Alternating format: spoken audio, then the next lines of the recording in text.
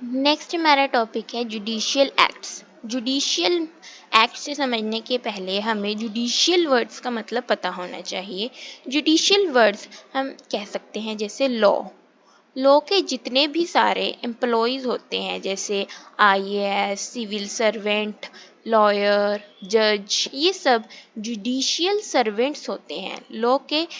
Under काम करते हैं। इन्हें लॉ ने अपने अंडर रखा हुआ है कि ये हमारा जो लॉ है वो रिप्रेजेंट करते हैं। अब इसमें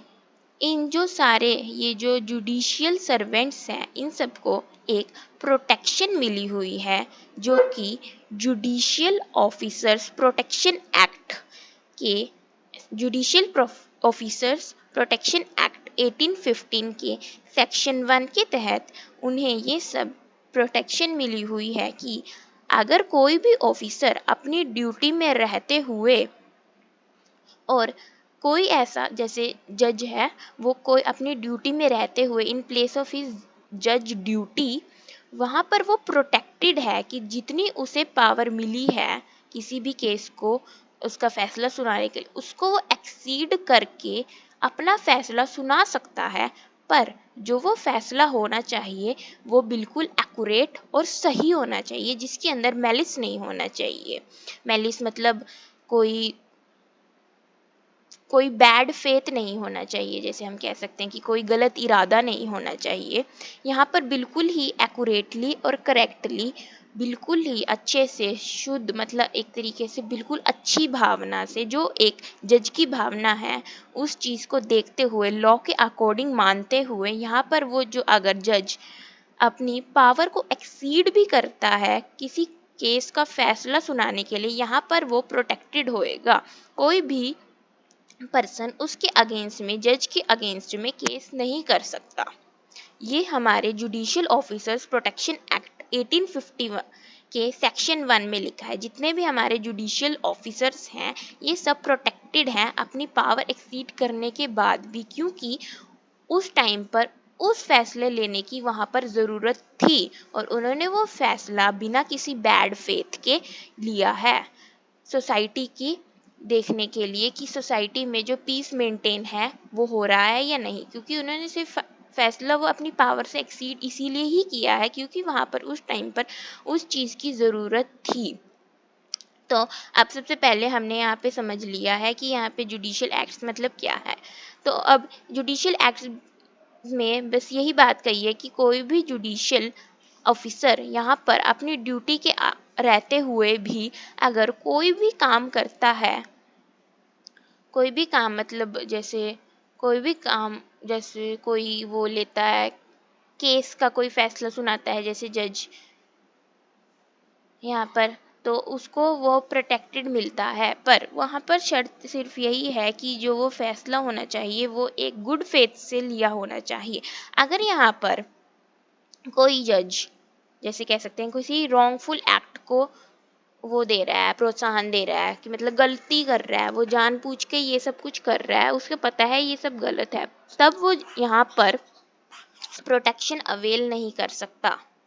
क्योंकि इसमें लिखा हुआ है कि वो फैसला जो है वो बैड फेथ से नहीं होना चाहिए, वो फैसला गुड फेथ से होना चाहिए। जब भी कोई जुडिशियल ऑफिसर किसी भी गुड फेथ से या अच्छी इरादे से किसी भी चीज़ का फैसला सुनाता है, अब वो देखो इसमें सिंपल है कि एक पार्टी है जिसने गलती करी है, दोनों में से एक पार्टी को तो सज़ा मिलेगी ही मिलेगी क्योंकि किसी ना किसी एक ने यहाँ पर गलती करी ही होगी। तो जिस बंदे ने गलती करी है वो कोर्ट के ऊपर ऐसे सू नहीं कर सकता कि तुमने मेरे साथ ज्यादती करी है या तुमने मुझे जेल में डाल दिया, तुमने उसको बचा लिया मुझे नहीं बचाया। तो इसमें यहाँ पर वो पर्सन कोर्ट पर उस जज पर केस यू नहीं कर सकता क्योंकि जज के पास ये अथॉरिटी है हमारे सेक्शन 1 के तहत कि वो कोई भी फैसला सुना सकता है पर सिर्फ गुड इंटेंशन से और सोसाइटी का वेलफेयर देखते हुए। तो इसके लिए हमारे पास एक केस लॉ है, इसमें हम देखते हैं शिलाजीत पांडे वर्सेस सुरेश चंद्र। अब इसमें क्या होता है कि जो हमारा सुप्रीम कोर्ट का जज है इसमें मैजिस्ट्रेट उसकी ना बैड फेथ होती है और वो ना इलीगली मतलब गलत तरीके से इलीगली, मतलब लीगली तौर पे नहीं, इलीगली ऑर्डर देता है कि प्लेंटिफ को अरेस्ट कर लो। उसमें यहाँ पर जो जज था उसकी बैड फेथ भी थी और वो इलीगली ऑर्डर देता है कि यहाँ पर जो प्लेंटिफ आया है उसको अरेस्ट कर लो,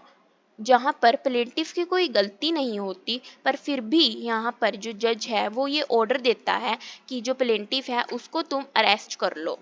गलती यहाँ पर डिफेंडेंट की थी, पर इस केस में जो हमारे जज थे उन्होंने फिर भी ऑर्डर दिया कि वो प्लेंटिफ को अरेस्ट करे ताकि जो वो डिफेंडेंट है वो बच जाए। अब इसमें यहाँ पर जो जज है उसने फॉल्स इम्प्रिजनमेंट, मतलब उसने गलत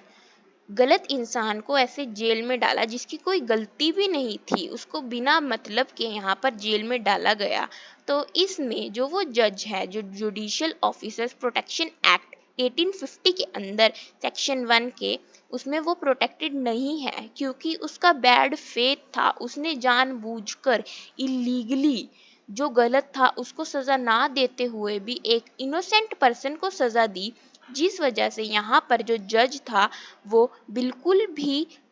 डिफेंस अवेल नहीं कर सकता इस प्रोटेक्शन एक्ट का। अगर यहाँ पर जज डिफेंडेंट को सजा देता और डिफेंडेंट जिसने गलत काम किया हुआ है वो केस स्यू करता, तब यहाँ पर उस केस का कोई मतलब नहीं होता, वो केस स्यू ही नहीं होता, क्योंकि इसमें जो जज है, जज ने एकदम बिल्कुल राइट फैसला लिया क्योंकि डिफेंडेंट की गलती थी जिस वजह से उसको अरेस्ट किया गया। पर यहाँ प्लेंटिफ की कोई भी गलती नहीं थी इस पूरे केस में, उसको वो इनोसेंट था, उसको फिर भी अरेस्ट किया गया। तो इसमें सिर्फ यही बात है कि इसमें जो हमारे जितने भी जुडिशियल ऑफिसर्स हैं वो सब प्रोटेक्टेड हैं सेक्शन 1 के तहत।